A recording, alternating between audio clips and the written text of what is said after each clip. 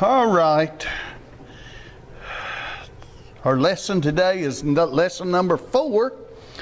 And the title of our lesson, I'm trying to read tell you the lesson and lusting, the title of our lesson there at the same time, and that don't work out very good there. But the title of our lesson is Lusting for Flesh to Eat. We kind of look at that word lust as kind of, we kind of look at lust as a dirty word, kind of a bad word. But to lust after something is to desire and have a big desire for what we are lusting at, whatever it might be. And yes, it's a word that is kind of a negative word. Christians, we think, well, Christians shouldn't lust after the world, is one thing. Shouldn't lust after the things of the world, We can want things, but wanting and lusting is kind of two different things. It's a lot the same, but lust is a desire. Wanting something, well, yeah, we can turn a want into a lust. We might want the finest house in Lawton, and if we let that continue to dig on us, then after a while it'll be, well, we'll try everything we can do to get that house and to achieve what we want. And then it turns into a lust. If we want to do something that's good, say, okay, we want to serve God. Okay, we can turn that into a big desire and lust after God, which that is okay. When we lust after the things that are good and what God wants for us. Now, like Paul, he desired that a affliction of his be removed, and he asked God 3 times, and finally God told him, says no. He says that's going to be with you. Don't even ask for it. His desire was to get rid of that affliction that was put on him. But then when God told him, he says, no, we're going to leave it the way it is. You're going to live with it. What did Paul do? I don't think he ever asked God to remove it again after that. He was in the center of God's will. God told him what was going to happen, and yes, he probably would have been tickled to death if it had been removed. But then when God told him, says, no, that's going to be there. Okay, then if that's something that I have to carry with me, okay, that's what it'll be then. Yes. I think what I'm thinking that you were saying. So lust and desire, they have the same meaning to one degree, but it seems like the Bible, every time it uses the word lust, that's the negative side of it. And every time, like it says, desire the fruits of the Spirit, desire gifts of the Spirit. So I don't read any place where God ever tells the saint of God to lust for the gifts of the Spirit. So right. Desire would always be the positive side or side toward God, and it seemed like lust, even in the Old Testament, was always used going away from God or the negative side of what you want. Yeah. So Ross, that's what you're saying. Yes. And this, they are lusting. We're going to find out they were lusting after food. Yeah. Is what they were doing. Other times they were lusting after other gods. And they wanted to serve other gods, and which is a total abomination to God, you know. And this is one thing that we're going to be studying here is, let's look at our memory verse here. It's Galatians 5:24. And they that are Christ have crucified the flesh with the affections and lust. We have to, the way Paul writes this here in Galatians, and he's writing to the Galatian people, that we have to give up all earthly affections and all earthly lusts in order to serve God. That's what he's saying. Whatever we do, we have to give up our total self in order to serve God. And you know, these people back here in the Old Testament, they had problems of giving up their self. Their comfort was more important, and their desires of what they wanted was more important than serving God lots of times. Do you remember when they got out of Egypt? You know, it wasn't long. They crossed the Red Sea and they got to a place where, oh, I'm thirsty, and that water over there is bitter. What are we going to do, Moses? What are we going to do? You know, and complained and griped and complained. Moses went before God. God told him, says, cut this tree down, put it in the water. It'll be fitting to drink again. God always provides a way for it. And you know, you would think, okay, that was one time that they complained, and God took care of them. Grow from that. When God takes care of a situation in our life, grow from it. Don't just kind of put it in the back of your mind, and the next time a problem comes up, start complaining again to God. That's not the way God wants it. God does it in steps. You know, you take this first step, you can grow on that step. And then God will supply a next need. Okay, you can look back and say, well, He supplied me with the first need. He supplied me with the second need. They may be similar, but yet they were different. God's going to take care of. And you know, we can put our trust in God. God will never fail us. We might fail God, and we have to be careful. But we don't want to fail God. But if there's any failing going to be done, it's going to be on our part. God will not fail us, and we have to stay very in tune to God, and in the situations that we encounter each and every day. Let's look at our emphasis there. I've got junior emphasis. It's a lot like the adult emphasis. The children of Israel had not gone far from Mount Sinai when they fell into sin. Why? Had they forgotten how strong and great and good God is? You know, as we travel in our spiritual life, we have to remember, what's the greatest thing that God has ever done for us? And we can look right back to when we met God here at an altar or wherever it was. That's the greatest thing that God has ever done for any human being, is to save them from a life of sin. You know, and then as God supplies our need each and every day, we can grow on that. We can build on that each and every day. You know, God protected us while we were traveling. This past week, we've done a little bit of traveling. God protected us, and you know, we can put our trust in God each and every day. Keep us in your care. Keep us as we travel. Keep us and help us to serve you as we go out. You know, we met people out in New Mexico and Colorado and different places that we'll probably never see again. We talked to some of them, you know, we just met passing by, you know, and some of them we actually got to talk to, and just different things.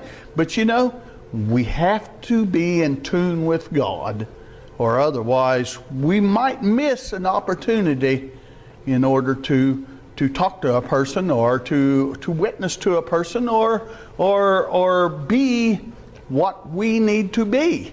You know, just living an everyday Christian life. People see that. Just like the neighbors that lives next door to my son, Eric, you know. People see us, you know. And, well, them people, you know, are different than other people, you know. And you know, we have to continue to be in tune with God at all times. Let's go into reading our lesson here. Numbers 11:4. And the mixed multitude that was among them fell a-lusting. And the children of Israel also wept again and said, Who shall give us flesh to eat? We remember the fish, which we did eat in Egypt freely. Oh, really? Freely? Okay, I'll stop right there.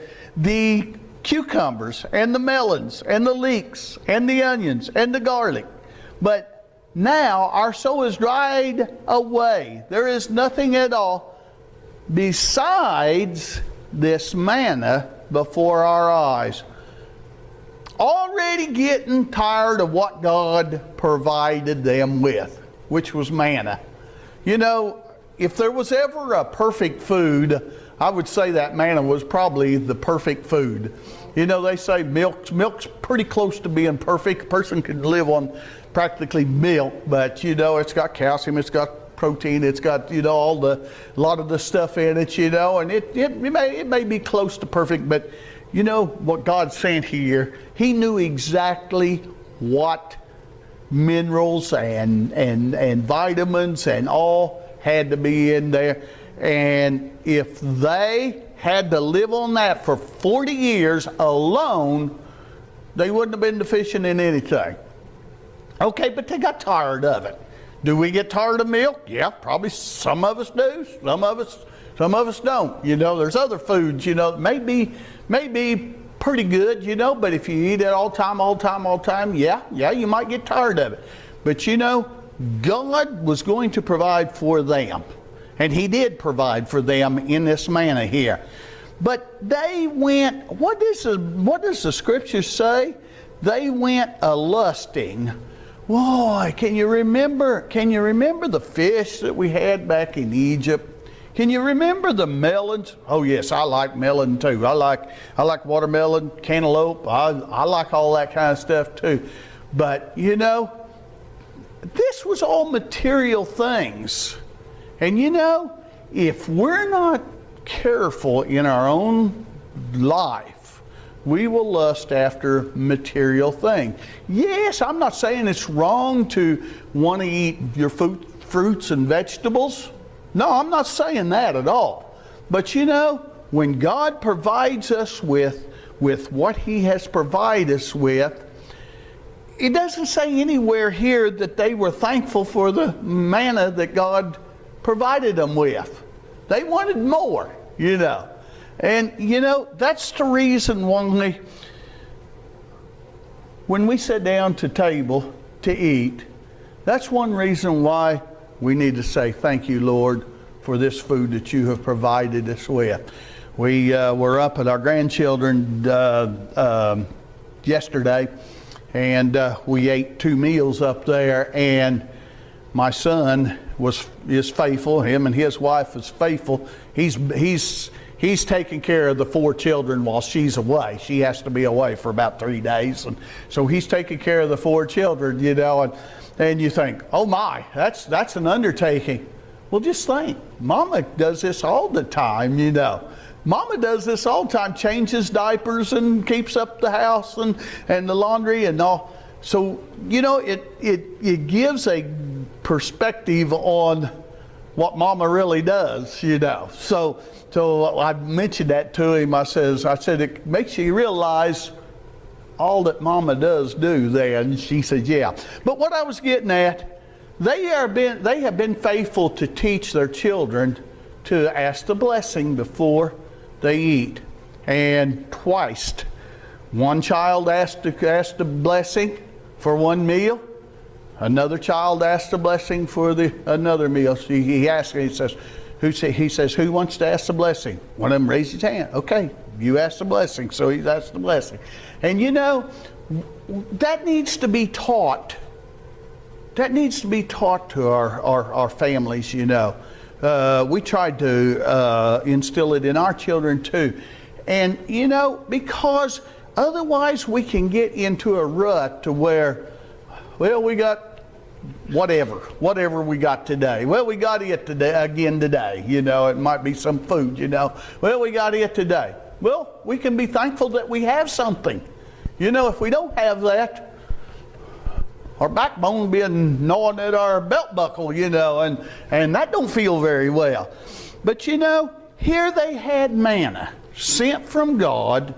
Oh yeah, they had restrictions on that manna too. They could only gather up 1 day's worth, remember? You know, at the start, gather up 1 day's worth.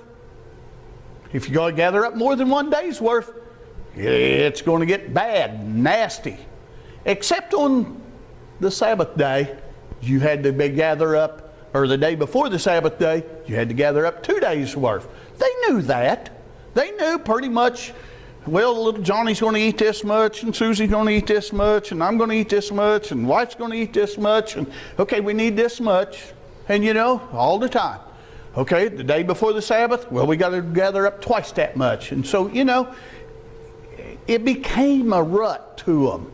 And you know, we do not want our Christian life to become a rut. We don't want to get in a rut and, you know, just, well, let's see, today's Sunday morning, well, I got to get up and go to church. That's a rut we can get into. You get up on Sunday morning, well, good, I get to go to church today, you know. Brother and Sister Bailiff's not going to be there, so, you know, we'll have to make up what needs to be. And, you know, yes, we're going to miss them, but, you know, they're on vacation, that's fine. But, you know, we still expect the good things from God. Whatever it may be. Here they were lusting after fish, after cucumbers, melons, probably squash. You know, I've got cucumbers and squash growing in my backyard. And I like cucumbers. I like squash. Cucumbers aren't big enough to pick yet, but squash has been. But, you know, I like that kind of stuff. But, you know, if God provides us with that, and I'm having trouble with my squash, it's starting to rot on the end of it, and I talked to Lance about that. He told me, he said, well, it probably needs calcium. He looked it up on his phone and said it probably needs calcium, is what it looks like. But, you know, you want the best to grow, you know. You want the best. But, you know, God will provide us with what we need. And, you know, this is all material that I'm kind of bringing out right now. But, you know, that's the way it is in our spiritual life. Let's don't get the rot end on the end of us. Let's make sure that we're taking in what God provides.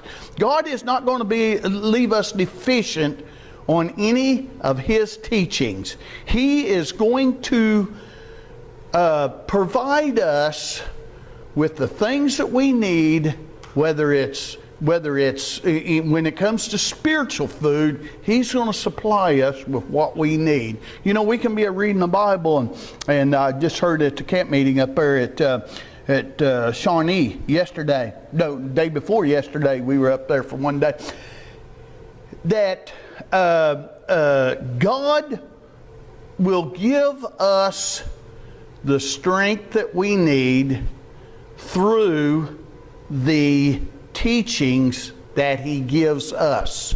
You know, we might heard one preacher say, you know, you can read a verse over and over and maybe read it 100 times or, you know, close to it. And, you know, and you think, well, I know everything in that verse, you know. And then maybe you'll read it the 101st time, 101st, I should say, I guess. But you read it and you think, wow, I didn't see that. That was brought out in one of the messages. Wow, I didn't. How did I miss that? Well, God wasn't ready for you to indulge in that quite yet. But now, when you see it, okay, God's ready for you to take off a whack of it and start chewing on it. And you know, it is such a blessing when God reveals something to us, when He reveals it to us. We remember that. Now, if a pastor or a preacher teaches it, a lot of times, you know, our eyes can be open through that too. But you know, sometimes we'll oh yeah, and then pretty soon we'll forget it. But you know, it seems like when God reveals it right straight to us, and you know it's the truth, that really sticks in the back of my mind. It really, really does. And you know, we get a lot of our intelligence in the things of God through God, directly through God.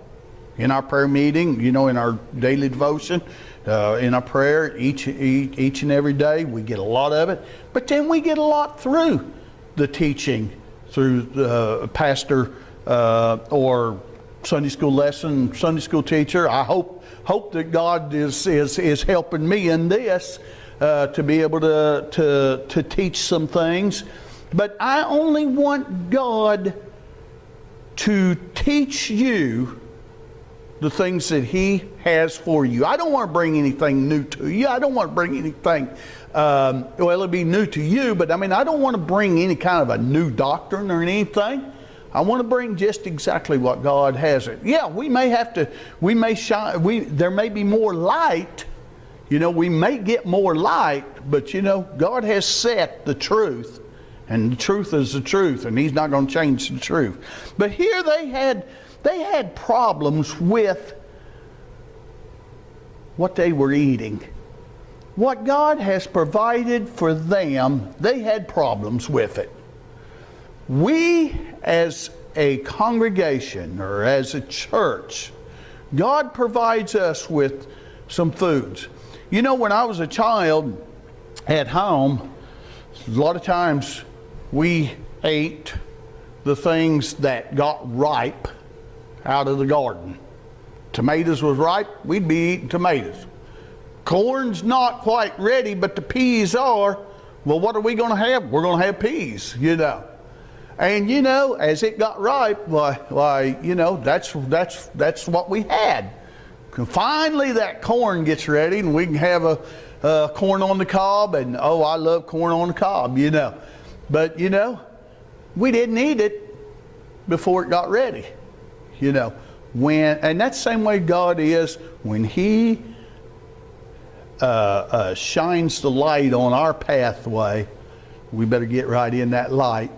It may be peas, or it may be spinach, or it may be something that we might not like as well as other. But you know, God has that for us, and He says, today is the day that you're going to learn this. Today is the day that you're going to eat this.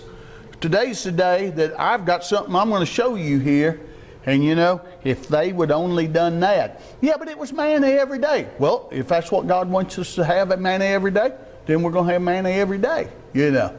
And so God has a plan for each and every one of us. The people fell a-lusting. They let a desire get the best of them. When they complained before the Lord, it displeased the Lord. He had punished some with death by fire. That was in the first verses of the 3 verses above this, that He sent fire down and punished them with that fire. Don't you remember? We studied not too long ago about Aaron's sons that did wrong, and fire burnt them. Well, this was a different occasion than that. This was the people that was complaining. God's always going to have the last say. You know, you might say, well, we might have a hang up of wanting to have the last word. Well, we're not going to get the last word with God. God's going to get the last word with us. That we have to yield to. And you know, the quicker we can learn that, the better off we'll be. God has a purpose. God has a purpose with each one of us. The flesh. They wanted flesh to eat. They did not ask God for it. They just complained and found fault. You know, are we in the same way? Are we finding fault? Are we complaining and finding fault with the way things are run, the way God runs things? Well, no, we don't complain the way God's running it, but we might complain about how the pastor's running it. Uh-oh, look out, you know. If the pastor's a godly man of God, if he's doing what God has, we better get behind him and help him, you know, not complain. Moses was a man of God. I think all of us would say, yeah, Moses was a man of God. But the people got behind him and started complaining. They didn't get behind him and help him, but they got behind him and started complaining, finding fault. Sin then enters into a person's heart when that happened. What they do, they wished for fish and cucumbers, so on, that they had in Egypt. However, they said that they eat it freely. I stopped there for a little bit there when I was reading that. However, they had been slaves in Egypt. Remember when they were slaves in Egypt, how bad they wanted to, oh, if we could just be released from this terrible bondage, you know. Well, they get released, they get manna to eat, and what do? They're complaining. We, out in sin, we wanted to be released from our sins. God forgive us of our sin. We get going down the road, down our Christian life highway for a little while, and all of a sudden, oh, well, you know, I'd sure like to have this, I'd sure like to have that. I'd complaining. You know, we have to really watch. We have to really watch. God, help me to stay in the center of your will. Help me to appreciate what you have for me each and every day. That's what they should have been doing. We appreciate this manna that God has sent. We appreciate this. And that's what they should have done. Instead of finding fault with God, the food that God had sent them by a miracle, every day there was a miracle. Because that wasn't natural. Just raining manna down. I've never seen it. I've seen snowfall, but it wasn't snow that was falling. That's not what God fed the children of Israel with. He didn't feed them with just snow. It was manna. There is nothing at all besides the manna. Question: what do we want most? Our selfish pleasure? Now think about that. Our selfish pleasure. Okay, let me take selfish out. Our pleasure? Well, in order for it to be our pleasure, it's kind of a selfish desire. Or is it God's good way? And you know, we could just leave out the good. God's way. It's automatically good. If it's God's way, it's automatically good. Have you ever heard of God's bad way? I don't think so. I've never heard that before. So, you know, everything that is of God is good. Everything that is of us is pretty selfish. You know, oh, I'd sure like to have them cucumbers that we had back there. I'd sure like to have that fish. That's selfish. See, that's putting self before God. God's providing us with good manna. God is providing us with good manna, and here I'm putting myself in front because I want cucumbers and cantaloupes and stuff like that. You know, people, and we have to watch. You know, you say, well, these are the people that was led out by Moses, but you know, we can get in the same rut as we live our life. Putting self in front. You know, we've heard sanctify ourselves, set it apart, let God take care of us, let God fill us with His Spirit and all. And then after that happens, don't take ourselves back up and then put ourselves first, because we're going to lose out that way then.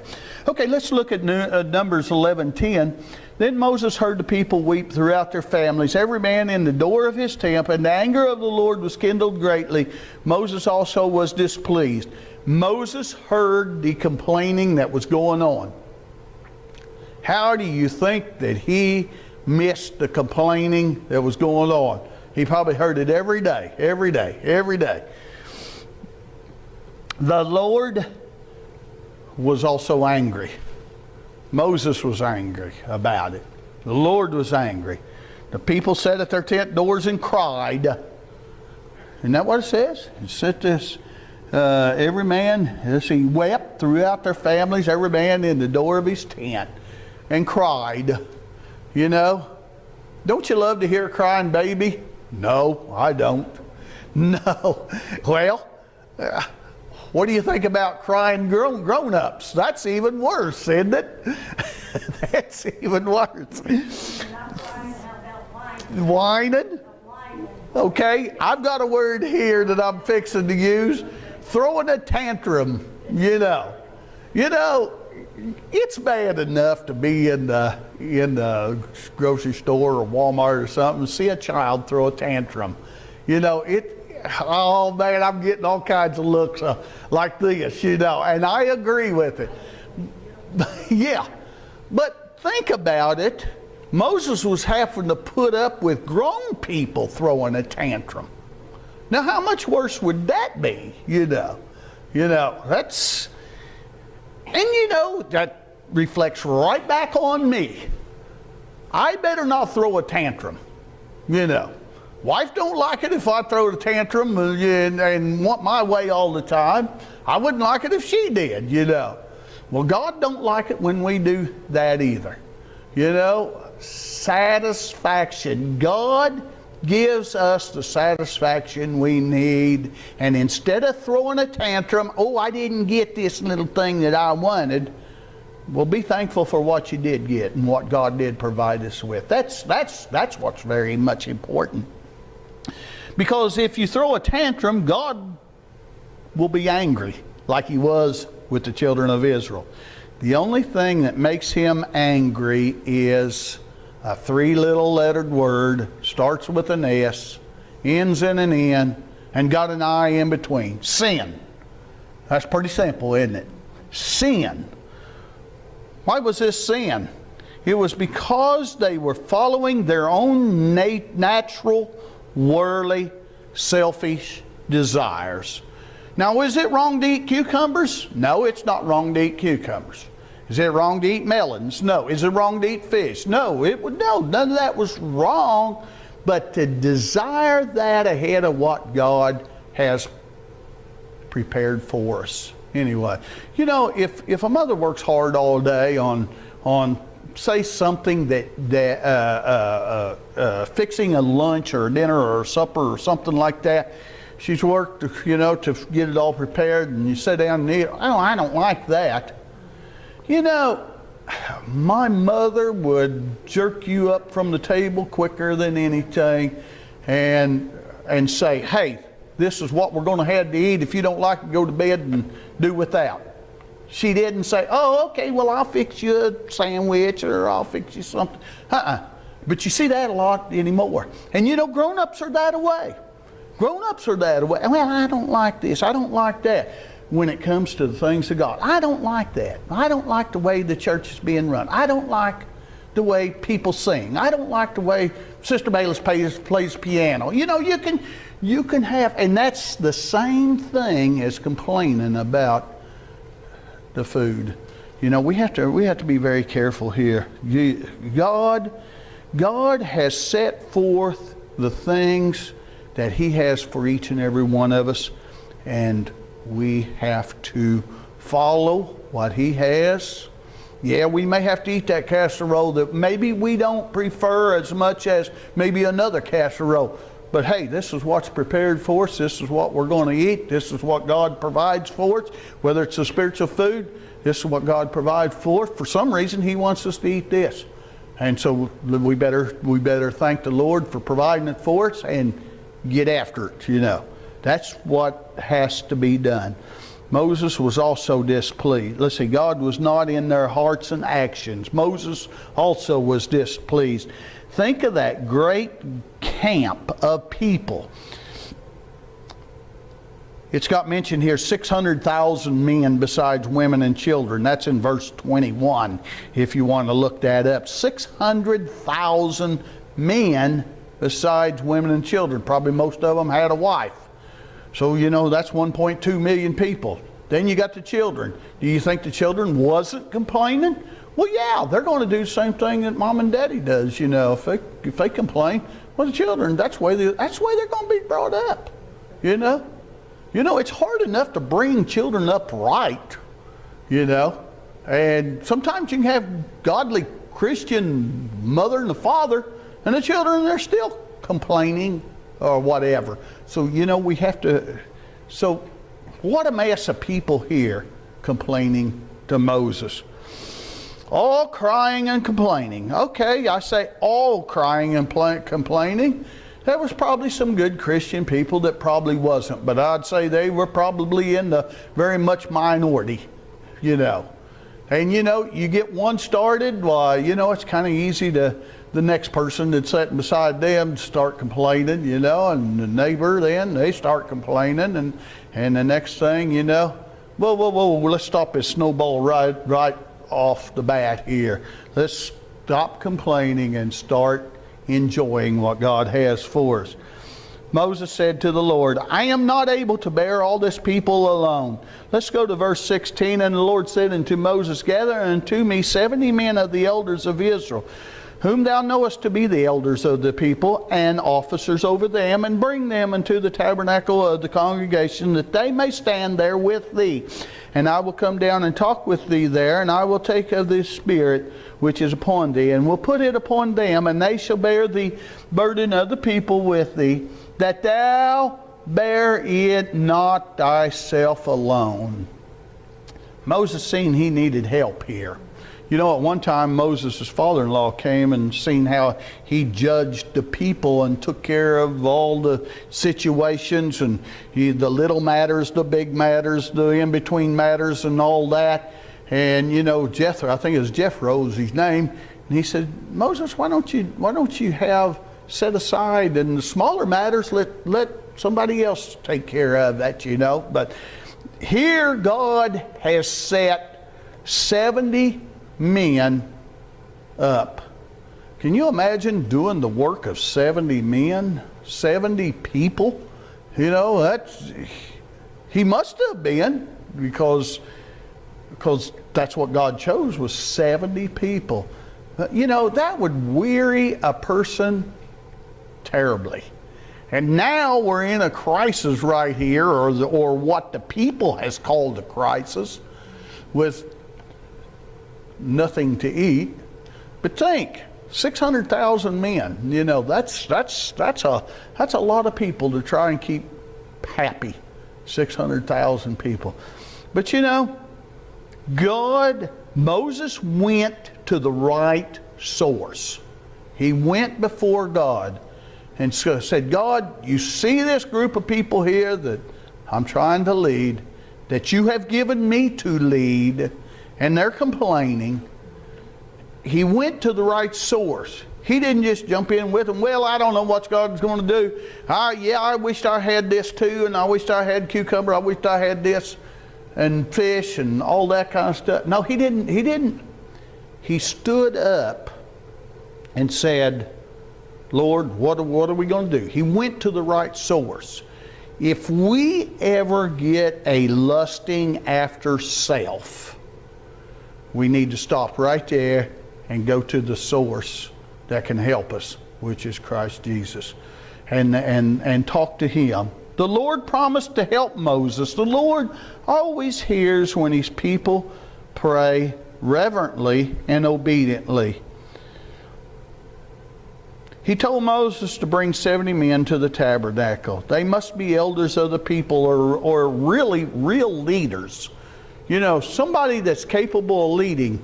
Why would you want to have somebody in a leadership position that can't lead? More than likely you have to follow first. Be a good follower. Be a good follower so that you can be also a leader. We would put on them the same spirit. He would put, talking about God, God would put on them the same spirit that Moses had. Only God was able to do that. Moses couldn't put the spirit on them. And, Aaron couldn't put the spirit on, but it had to be God. God was the one that put the spirit on them. That was the Spirit of God. If Aaron put a spirit on them, it wouldn't be the right spirit. Or if anybody else put a spirit on, it wouldn't be the right spirit. So they prayed to God, and God said He would put spirit upon them 70 men. Then they would be able to help Moses bear the burden of the people, because God would be in them. And in order to lead people like that, they have to be, a leader has to be filled with the Spirit of God. Let's go on then and look at Numbers 11:18. And say thou unto the people, sanctify yourself against tomorrow, and ye shall eat flesh. For ye have wept in the ears of the Lord, saying, who shall give us flesh to eat? For it was well with us in Egypt. Therefore the Lord will give you flesh, and ye shall eat. Ye shall not eat 1 day, nor 2 days, nor 5 days, neither 10 days, nor 20 days. Verse 20 says, but even a whole month, until it come out of your nostrils, and it be loathsome, or disgusting is the meaning of that word, unto you. Because that ye have despised the Lord which is among you, and have wept before you, saying, why come ye forth out of Egypt? Sometimes when we gripe and complain to God and want this and want that and I really want this, I really want this. God sometimes will allow us to have what we want to teach us a lesson. This is what it sounds like here. They gripe and complain because they didn't have flesh. They gripe and complain because they had to eat manna every day, every day, every day. God was willing that they eat that manna. That's what God had provided for them. They should have taken that and been satisfied with it, been thankful. If they could have just been thankful for what they had, satisfaction would have come a whole lot easier for them.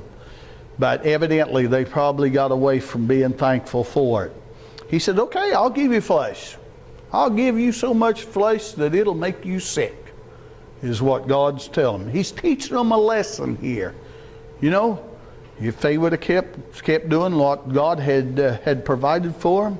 But he says, no, you want that? You think you know better? Sometimes a child might think that they know more than the parents, and sometimes you might do the same thing that God did here. Okay, go do it then. And then they get in trouble. They get, well, maybe I don't know so much about this after all, maybe it's not as fun as I thought it was. They'll come back and they'll say, okay, that wasn't as fun as I thought it was. Okay, all right, now you know.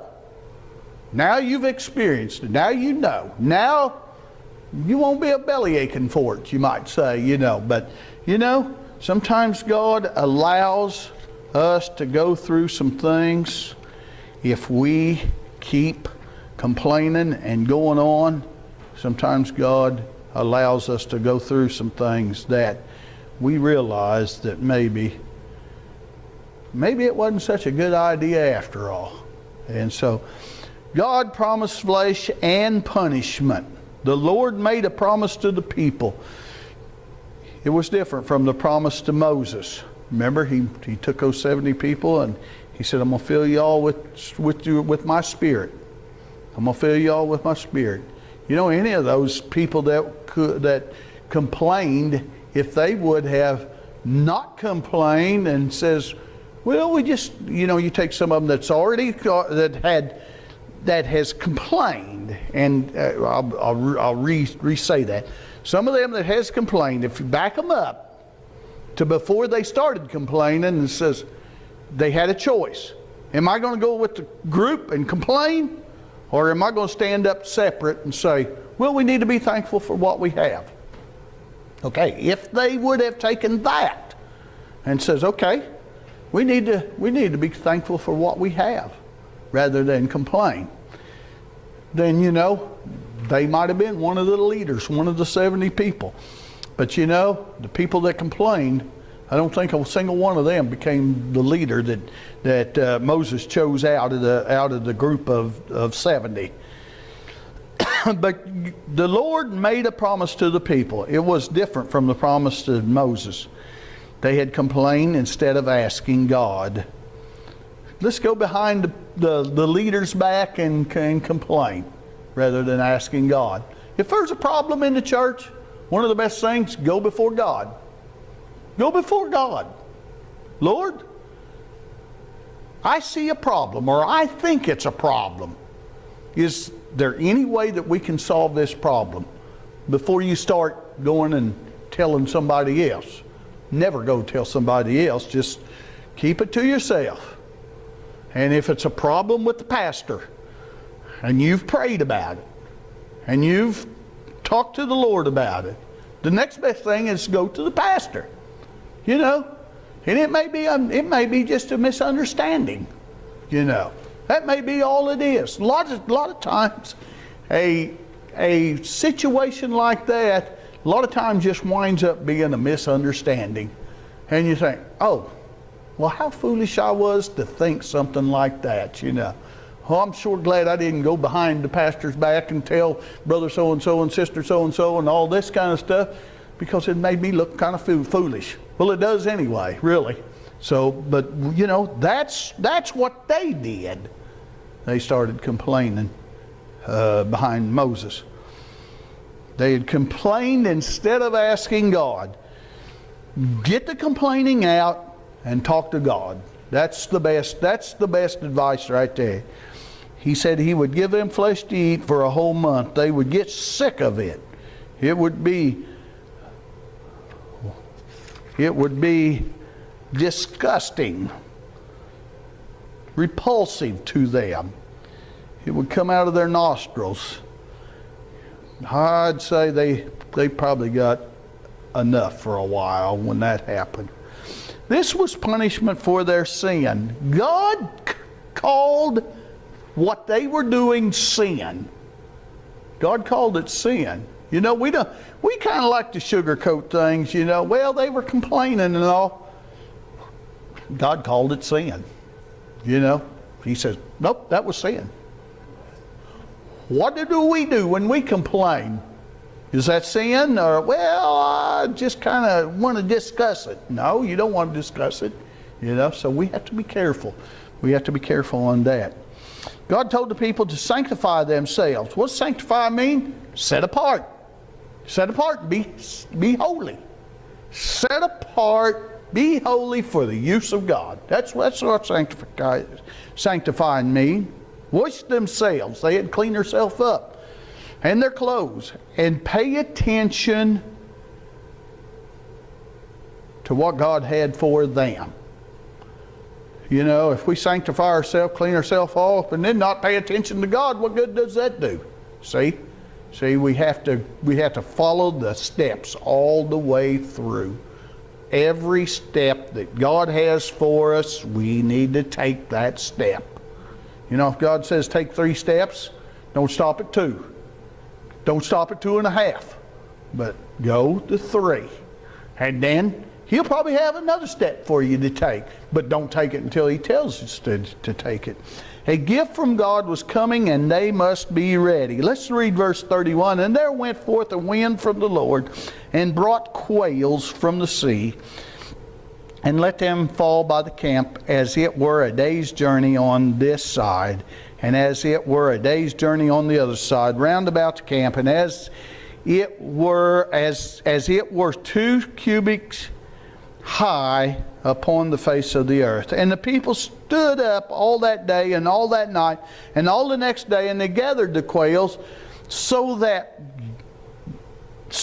gathered least gathered 10 homers, and they spread them all aboard for themselves round about the camp.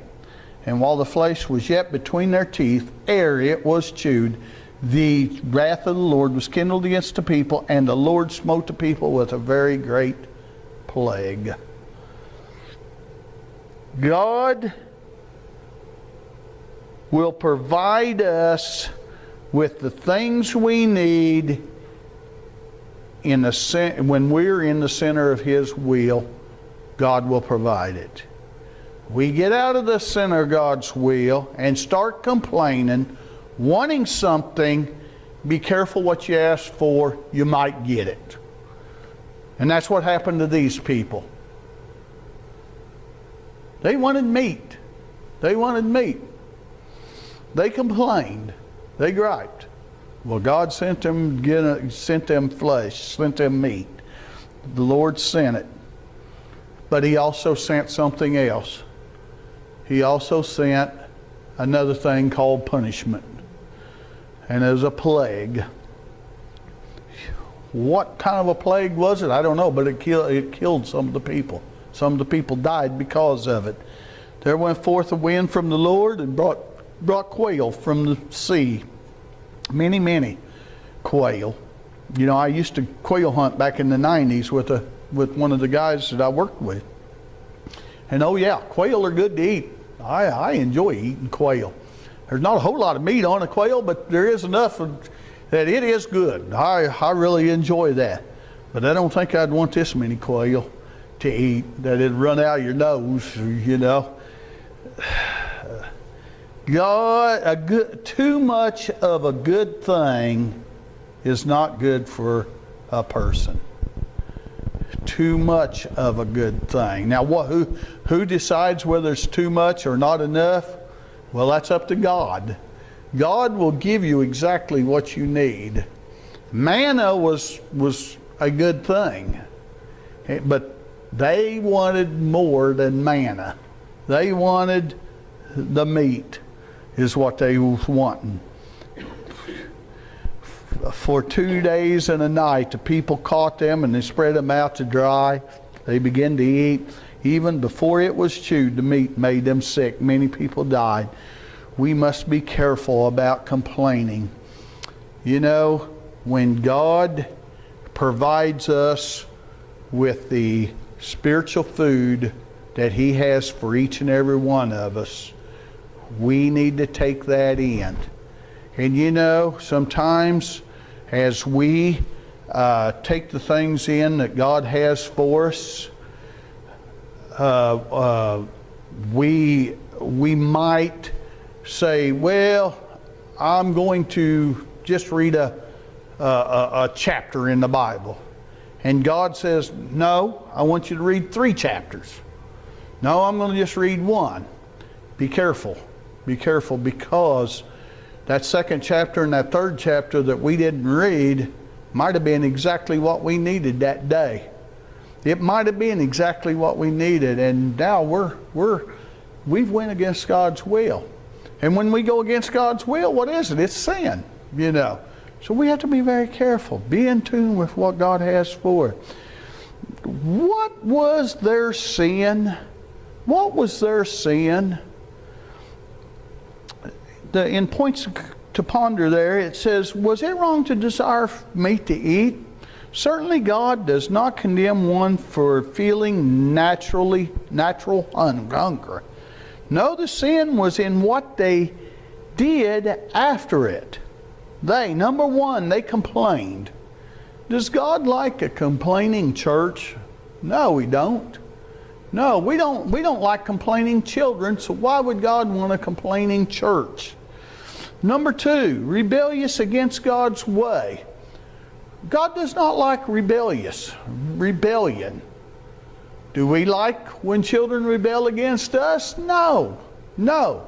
Put ourselves in God's shoes by using an example of children or whatever, you know, and see how well you like it. We don't like complaining. We don't like rebellious. Neither does God. Do not complain. Be thankful for what we got, and do what God tells us. Don't try and and rebel against it. Number 3 was blasphemes God's way by saying Egypt was better. You know, was living in sin better? For us, by no means was it better. And you know, when we came to God, and probably every one of us experienced about the same thing. We were laden down, drugged down, wore out, and needed relief. And that's exactly what God gave us. In Egypt, they were drugged down, weighted down, forced to do things that they didn't want to do, forced to work in a like a sweatshop, you know, a modern sweatshop. But he was even worse than that. And you know, and they were relieved and they were rejoicing because of their relief. But soon after that, how soon they forget what they really do go through sometimes. By saying Egypt was better. And then number 4, and lusted or allowed a carnal earthly desire to gain mastery over them. And you know, when we let carnality get the best of us, we are allowing sin in our life when that happens.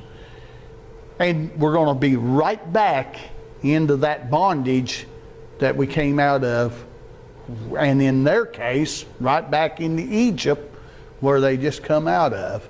You know, how many of them would have loved to went back to Egypt and done the things that they did? Okay, even after they had the manna, after they had plenty to drink, after they had the quail to eat, after all that, how many of them would want to go back there? Oh no, it was a good time then.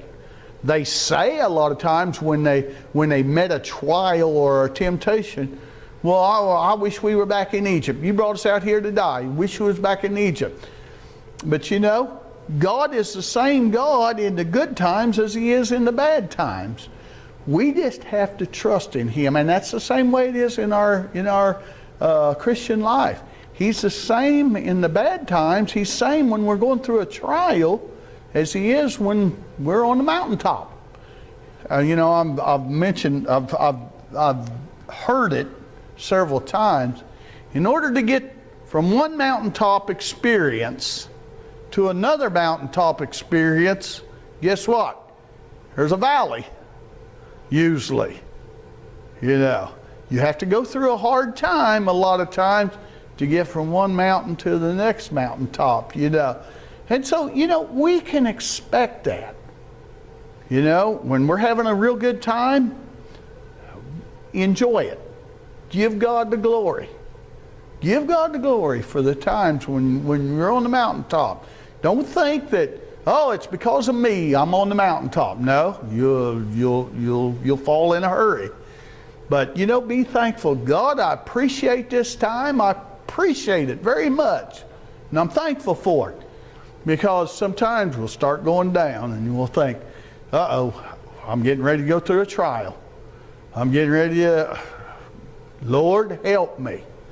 Yes, I remember up there on the mountaintop, but you've got something for me to go through. Lord, I thank you for that trial that I'm about to go through. And while we're going through the trial, thank the Lord for that trial. I know that I can put my trust in you. I know that you will not bring anything on me that I can't handle. You said that in the Bible, that you will not allow us to go through more than what we can handle, that you will make an escape. And so, Lord, I have to trust you on that. I can't do it on my own. I have to trust you. And that's what's very much important.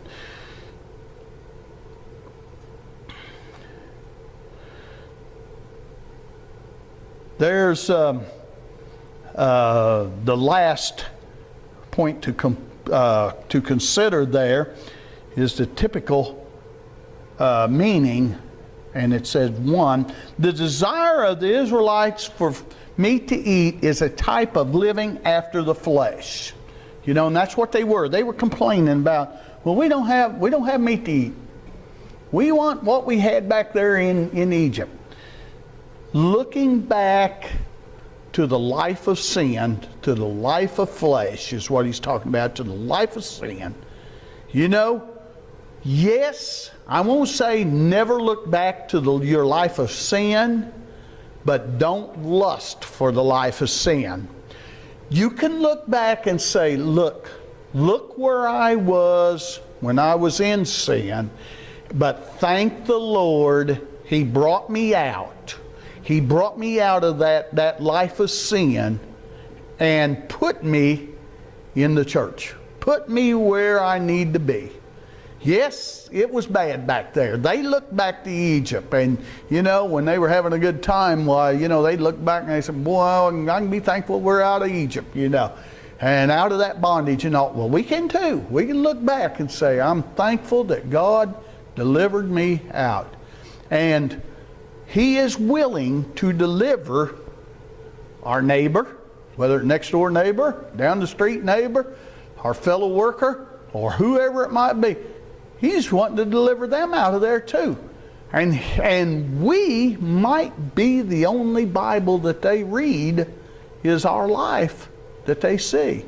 And you know, the more that we can get out of that old Egypt and get with us, get them on the way to heaven, then the better. That's our purpose. That's our work.